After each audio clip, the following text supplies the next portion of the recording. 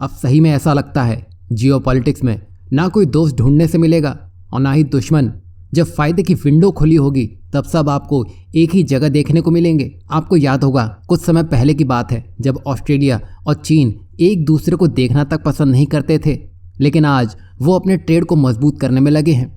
और ये खास इसलिए भी है क्योंकि ऑस्ट्रेलिया प्राकृतिक खनिजों का भंडार रखता है और ऑस्ट्रेलिया के इन्हीं भंडारों पर भारत की निर्भरता बढ़ती देखी गई है, जिसके लिए ऑस्ट्रेलिया भी इसका फायदा उठाने में लगा है। आप जानते ही होंगे भारत स्टील के एक्सपोर्ट से लेकर उसके मैन्युफैक्चरिंग में बड़े बड़े देशों को टक्कर देने में लगा है। पर स्टील बनाने के लिए कोकिन कोल का इस्तेमाल किया जाता है, जिसमें ऑस्ट्रेलिया से भारत आने वाले कोकिन कोल की हिस्सेदारी 50% की है। मतलब ऑस्ट्रेलिया भारत के लिए मेन हब बन चुका है और ऑस्ट्रेलिया भारत को ये महंगे दामों में देने में लगा था, जिसकी वजह से भारत में स्टील के प्राइस भी बढ़ने में लगे थे। मतलब ये पूरी सप्लाई चेन को प्रभावित करने में लगा था और इसी निर्भरता को खत्म करने के लिए भारत नए रास्तों की तलाश में था, जिसमें भारत का जिगरी दोस्त रूस सारे प्रतिबंधों को दरकिनार करते हुए भारत को एक बड़ा तोहफा देने की तैयारी में है। दरअसल भारत में जो भी कोयला पाया जाता है वो बिटुमिनस होता है, जो स्टील के लिए इस्तेमाल में नहीं लाया जा सकता है। लेकिन जिस कोयले से स्टील बनाया जाता है उसको एंथ्रासाइट कहते हैं, जो बिटुमिनस से क्वालिटी वाइज बेस्ट माना जाता है,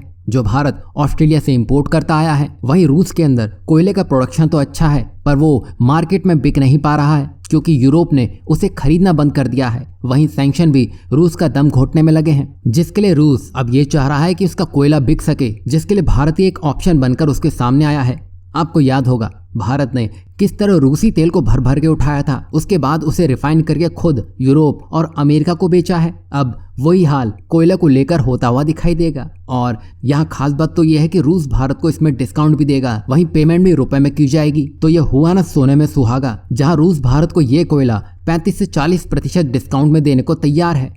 वहीं इसके बाद भारत में जो स्टील के दाम है उसमें भी कमी आती हुई दिखाई देगी और भारत इस कोयले का इंपोर्ट तो कर ही रहा है, साथ ही साथ वो इसको लेकर आत्मनिर्भरता की ओर भी अग्रसर हो चुका है, जहां भारत 2030 तक देश में ही 140 मिलियन टन कोकिन कोयल का प्रोडक्शन करने का खाका तैयार कर चुका है। फिर ना ही ऑस्ट्रेलिया और ना ही रूस की तरफ देखने की जरूरत होगी, तब भारत अपनी जरूरत का कोयला अपने ही देश से पूरा कर रहा होगा। लेकिन यहाँ रूस का ये ऑफर भारत के लिए अवसर बनकर सामने आया है, जो भारत के लिए हुक्म का इक्का साबित होने वाला है।